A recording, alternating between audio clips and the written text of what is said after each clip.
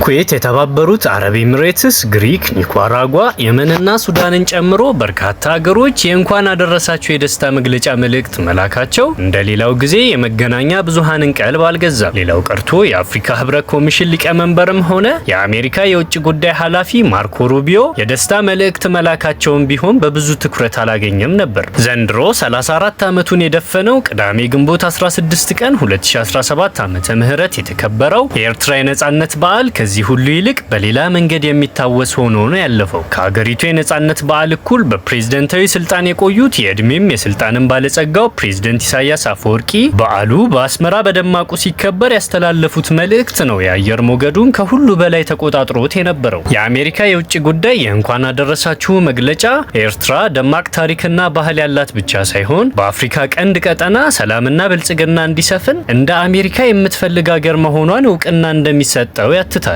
ይሁን እንጂ የኢሳያስ አፈወርቂ የበዓሉ መልእክት በብዙ ታዛቢዎች ዘንድ በአፍሪካ ቀንድ አዲስ ጦርነት የማስጀመሪያ ፊሽካ ተደርጎ ነው የተወሰደው። ኢሳያስ ሀገራቸው ኤርትራ ከጎረቤት ኢትዮጵያ ጋር ለምታደርገው ለአይቀሬው ጦርነት የክተት ሰራዊት ምታነጋሪት አዋጅ እያወጁ ይሆን የሚለው በርካቶች በየራሳቸው የተለያዩ ግምቶችን ሲሰጡ ሰንብተዋል። የፕሬዝደንቱ ንግግር ለምን ትኩረትን ሳበ ከሚለው ጀምሮ የተላለፉ መልእክቶች ለምን ዋና የመነጋገሪያ አጀንዳ ሆኑ የሚሉ ጉዳዮችን በተመለከተ ንግግሩን በጥንቃቄ መመርመር የሚጋብዝ ነው። የኢትዮጵያ ህመም ከጀመረ ከ80 ዓመታት ወይም ከ3 ትውልድ ያላነሰ እድሜ መቆጠሩን የጠቀሱት ኢሳያስ እንደ አሜሪካና ሶቪየት ህብረት ባሉ ሀገሮች ጣልቃ ገብነትና የተዛባ ፖሊሲ የተነሳ በኢትዮጵያ ለሀገረ መንግስት ምስረታ አጋጥመው የነበሩ እድሎች ሲመክኑ መቆየታቸውን ያወሳሉ። በሂደት የተፈጠረው የብሔር ፌዴራላዊ ስርዓት የኢትዮጵያን ፖለቲካ ህመም እንዳጠናውና ብዙ ቀውስም እንዳስከተለ ነው የተናገሩት። ኢሳያስ ይህን ብለው ሲያበቁም የዛሬ 7 ዓመት በኢትዮጵያ ተፈጥሮ የነበረው የፖለቲካ ለውጥ ወይም ሪፎርም በኢትዮጵያ ብቻ ሳይሆን በኤርትራና በሌሎች ጎረቤት ሀገሮች ህዝቦች ዘንድ ጭምር በጎ ተስፋ የፈጠረ እንደነበር የቅርብ ጊዜ ትውስታችን ነው። ይሁን እንጂ ይህን ያልወደዱ የውጭ ኃይሎች ያሳደሩት ጫናና የእነሱን ጫናም ለመቀበል የብልጽግና መንግስት በመፍቀዱ በኢትዮጵያ ህዝብ ላይ ከባድ ቀውስ ያስከተለ ጦርነት፣ ግጭት እንዲከሰት አድርጓል ብለዋል። ፕሬዝዳንት ኢሳያስ በኢትዮጵያ የመጣውን ለውጥ አገራቸውም ለመደገፍ እንደሞከረች ገልጸው ከዚህ በተጨማሪም የኤርትራ ህዝብና መንግስት በኢትዮጵያ የመጣው ለውጥ እንዳይደናቀፍ ድጋፍ ማድረጋቸውን እንደማይጸጸቱበት የጠቀሱት አቶ ኢሳያስ በሰሜን ኢትዮጵያ በተካሄደው ከባድ ጦርነት ኤርትራ ጦሯን ማስገባቷንና የኢትዮጵያን መንግስት መደገፏንም በዚሁ መንገድ ሊታይ የሚገባው መሆኑን ነው ያስረዱት። ጥቂት ጊዜ እንደቆየ የኢትዮጵያን ሪፎርም እንመራለን የሚሉት ብልጽግናዎች ማንነታቸው በገሃድ መታየት ጀመረ። የፕሪቶሪያ ሰላም ስምምነትን ተከትሎ በሌላ ማንነት ሲከሰቱ ባለፉት ጥቂት ዓመታት እናያቸው ጀመር። ዛሬ ኃላፊነት የጎደለው አጀንዳና አቋም እያራመዱም ይገኛሉ። የውሃ አጀንዳን በመቀስቀስ አንድ ጊዜ የአባይ ውሃ፣ ሌላ ጊዜ ደግሞ ቀይ ባህር እንዲሁም የባህር በር ይላሉ። ሲፈልጉ የኦሮሞ ህዝብን የማይወክለውን የኦሮሞማ ርዕዮተ ዓለምን ያራግባሉ። በሌላ በኩል ደግሞ የኩሻውያንንና የሴማውያንን ጠላትነት አጀንዳ ያቀጣጥላሉ። ከዚህ በተጨማሪም የአፋርን መሬት ለሚፈልጉት የብሔር ግጭት መቀስቀሻ አጀንዳነት ሊያውሉት ይቃጣቸዋል በማለትም ነው ጠንከር ባሉ ቃላት የኢትዮጵያ መንግስት የተቹት። የኢትዮጵያ መንግስት በጠጣር ቃላት ሲተቹ የተደመጡት ኢሳያስ አፈወርቂ በማሳረጊያቸው የመከላከያ ኃይል ጠንካራ ዝግጅትን አስፈላጊነት በትኩረት አውስተዋል። ኤርትራ በመከላከያ ብቻ ሳይሆን በሁለንተናዊ ሀገራዊ ጥንካሬ ራሷን እንደምታዘጋጅ ያብራሩ ሲሆን ሀገራቸው ለሚመጣው ነገር ሁሉ ምላሽ መስጠት የሚያስችል ሁለንተናዊ ጥንካሬ በመፍጠር ላይ ተግታ እየሰራች ስለመሆኑም አስምረውበታል። ይህ የኤርትራ ነጻነት በዓል ላይ የተነገረው የኢሳያስ መልእክት ደግሞ ለአይቀሬው ጦርነት ሀገራቸው እየተሰናዳች ስለመሆኑ አመላካች ነው ተብሎ በሰፊው መነጋገሪያ ሆኗል። ተቃዋሚ ፖለቲከኛው ጃዋር መሐመድን ጨምሮ የመንግስት ባለስልጣኑ ዶክተር ብርሃኑ ሊንጄሶ፣ የሚዲያ ሰዎችና በርካታ የማህበራዊ ትስስር ገጾች ተዋንያን የኢሳያስ አፈወርቂ ንግግር በተለይም ኦሮሞማ ብለው ስለጠሩት ርዕዮተ ዓለም ስህተት በሰፊው ሲተቹ ሰንብተዋል። ከዚህ በመለስ ሪፖርተር ያነጋገራቸው የኦሮሞ ፌዴራሊስት ኮንግረስ ተቀዳሚ ምክትል ሊቀመንበር አቶ ሙላቱ ገመቹ የኤርትራውን ፕሬዝዳንት ንግግር ጠብጫሪና ተንኳሽ መሆኑን ተናግሯል። አቶ ኢሳያስ የኢትዮጵያን ጠንካራ ሀገር ሆኖ መኖር አይፈልጉም። ኢሳያስ ኦሮሞማን እንደ ርዕዮተ ዓለም ቆጥረው መወንጀላቸው ስህተት ነው። ኦሮሞማ የኦሮሞ ህዝብ እሴት፣ ባህልና ማንነት እንጂ ርዕዮተ ዓለም አይደለም። ብልጽግና የኢትዮጵያ መንግስት ነው እንጂ ከኦሮሞ ህዝብ ብቻ የመጣ የፖለቲካ ስርዓት አይደለም። ኢሳያስ ከዚህ ባለፈም የሴማውያንንና የኩሻውያንን ግጭት ማንሳታቸው በኢትዮጵያ ህዝቦች መካከል የተቧደነ ጦርነት ለመለኮስ የተደረገ ጥረት ነው በማለት ነው አቶ ሙላቱም ያስረዱት። ከተለያየ አቅጣጫ ለኢሳያስ ንግግር የሚሰጡ መልሶች በቀጠሉበት በዚህ ወቅት ለፕሬዝደንቱ በእንግሊዝኛ ግልጽ ደብዳቤ ብለው ሰፊ መጣጥፍ ያስነበቡት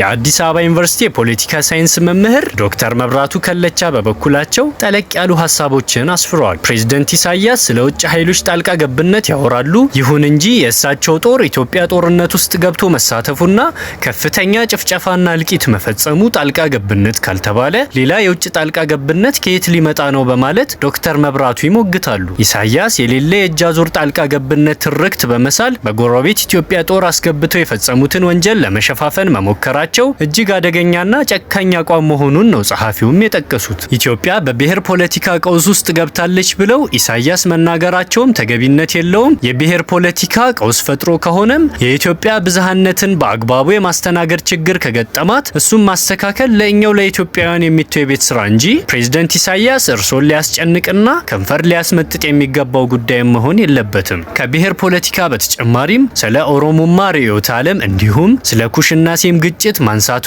ቢሆን የመነጨው እርሶ ብዝሃነትን ለሚያስተናግድ ፖለቲካ ያለውትን ጥላቻ እንጂ ሌላ አይደለም በማለት ነው የፖለቲካ መምህሩ ኢሳያስን የሚተች ሀሳባቸውን ያንጸባረቁት። በኢትዮጵያ ወገን ከተሰለፉ መንግስትን ከሚቃወሙና ከሚደግፉ መካከል በርካታ ልሂቃን የኢሳያስን ንግግር በመተቸት በተጠመዱበት በዚህ ወቅት የኤርትራው መሪ መልእክት ጥቂት የማይባሉ ሰዎችን በተቃራኒው ጮቤ ሲያስረግጣቸውም ታይቷል። ኤርትራም ሆነ መሪዋ ኢሳያስ የተከተሉት አቋም ትክክል ስለሆነ ጥፋተኛውና ሊወገዝ የሚገባው የኢትዮጵያ መንግስት ነው የሚሉ ድምጾችም ሲስተጋቡ ነበር። አንዳንድ የማህበራዊ ትስስር ገጾችና ማህበራዊ አንቂነን የሚሉ ወገኖች የኤርትራን 34ኛ የነጻነት በዓል አከባበር ደማቅነት አጉልቶ የሚያሳዩ ቪዲዮዎች፣ ፎቶዎችና መረጃዎችን በማጋራት ስራ ተጠምደውም ሰንብተዋል። የአስመራ ከተማው የምሽት ርችት ተኩስ ምስል ከሁሉ በላይ ከፍተኛ ትኩረትም አግኝቶ ነበር። ለመሬት ቀረብ ብለው የሚበሩ ጄቶች ድምጾች ሲያጓሩ የሚደመጥበትና በአስመራ ስታዲየም የተስተናገደው የባህር ኃይል፣ የምድር ኃይልና የሌሎች ወታደራዊ ክፍሎች ሰልፎች ምስሎችም ቢሆኑ በሰፊው ሲጋሩ ታይተዋል። የነጻነት በዓሉ ላይ የቀረበው ሙዚቃና ድግስ ሁሉ አንድ በአንድ በሰፊው ሲሰራጭ ነው የሰነበተው። የኤርትራ ደጋፊ ነን የሚሉ ወገኖች ኤርትራ ሁሉም ወጣት ተሰዶ ባዷን የቀረች ሀገር ሆናለች፣ ወጣቱ የግዳጅ ውትድርና ጠልቶ ከሀገር በመሰደዱ የቀሩ ዜጎች አዛውንቶችና አረጋውያን ብቻ ናቸው፣ አገሪቱ ዛሬ የሚዋጋ ኃይል የሌላት ደካማ ናት ብለው የሚናገሩ ኤርትራን ሊያጠቁ የሚሞክሩ ሁሉ ይህን የመሰለ ጦርና ኃይል አደርጅተናል የሚሉ መልእክቶች የሚያስተላልፉ መረጃዎችን በሰፊው በማሰራጨት ተጠምደው ነው የሰነበቱት።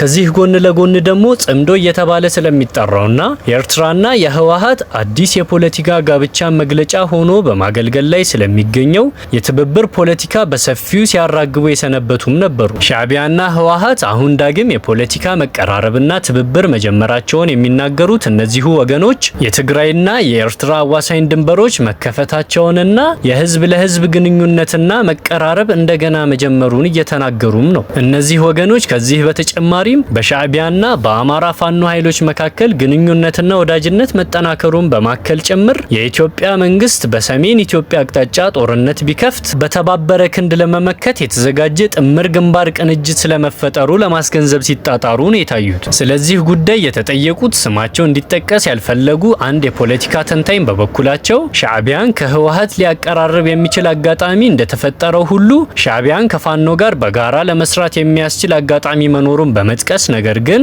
የፋኖ ኃይሎች ከህወሓት ጋር በጋራ ተባብረው ይሰራሉ የሚለው ግምት አስቸጋሪ መሆኑን ተናግረዋል። ከሰሞኑ ፋኖች የራሳቸው የመደራደሪያ ነው ያሉትን የጋራ አቋም በጽሁፍ ይፋ አድርገዋል። ከዚህ አቋም መረዳት እንደቻልኩት ደግሞ የፋኖ ጥያቄ ከህወሓትም ሆነ ከሻዕቢያ ጉዳይ ጋር የማይገናኝና በጋራ ለመስራትም እንቅፋት መሆኑን ነው በማለት ገልጸዋል። በዚህ ደረጃ በኢትዮጵያ መንግስት ላይ ጠንካራ ትችትና ውግዘት ለማሰማት የፈለጉት ምን አስበው እንዲሁም ምን ተማምነው ነው የሚል ጥያቄ የቀረበላቸው ተንታኙ የራሳቸውን ግምት አስቀምጠዋል። ሻዕቢያ አሁን የሰለጠነና የውጊያ ልምድ ያለው ጦር ባለቤት የሆነውን የህወሓትን ኃይል አጋርነት አግኝቶ ቀርቶ በትግራይ ጦርነት ወቅትም ቢሆን የእኔ እርዳታ ባይኖር የኢትዮጵያ መንግስት ተሸንፎ ነበር የሚል ግምገማ አለው። ይህ ደግሞ የኢትዮጵያ መንግስት ባለስልጣናትም ሆነ የጦር አመራሮችም ጭምር የሻዕቢያ ውለታን ሲያወድሱ ከመታየታቸው ጋር ተዳምሮ ጠንካራ እምነት ሆኗል። ሻዕቢያ ከዚህ በተጨማሪም የሱዳን የግብጽና የሳዑዲ አረቢያ ድጋፍ እንደሚኖረውም በደንብ ያሰላ ይመስላል። የኢትዮጵያ በጦርነት መዳከምና ዓለም አቀፍ መቀነስ በቅርብ ጊዜ በባህር በር ጥያቄ ጉዳይ ከጎረቤት ሀገሮች ጋር ከገባችበት ውጥረት ጋር ተዳምሮ ሻዕቢያ በቂ ዝግጅት አለኝ የሚል በራስ መተማመን እንዲፈጠርበት የሚጋብዝ ነው። ይሁን እንጂ ኢትዮጵያን ብትሆን ወደ ጦርነት ከተገባ ደጋፊ አጋሮች እንደሚኖሯት መገመት ቀላል ነው። ሱዳን ለዚህ ጥሩ ምሳሌም ናት። የሳዑዲ አረቢያና የተባበሩት አረብ ኤሚሬትስ ተቃራኒ ጎራ ለይቶ በሱዳን ጦርነት መሰለፍ ግጭቱ ከ2 ዓመታት በላይ ሳይበርድ እንዲቀጥል ምክንያት መሆኑ ይታወቃል። በኢትዮጵያም ቢሆን አንዴ ጦርነቱ ከፈነዳ ጎራ ለይቶ የሚያዋጋ ደጋፊ ወገን ማግኘት አይቸግርም በማለት ነው የኤርትራና የኢትዮጵያ ሰሞነኛ ውጥረት ወደ ከፋ ቀውስ ሊያመራ የሚችልበት እድል የተዘጋ አለመሆኑን ያብራሩት።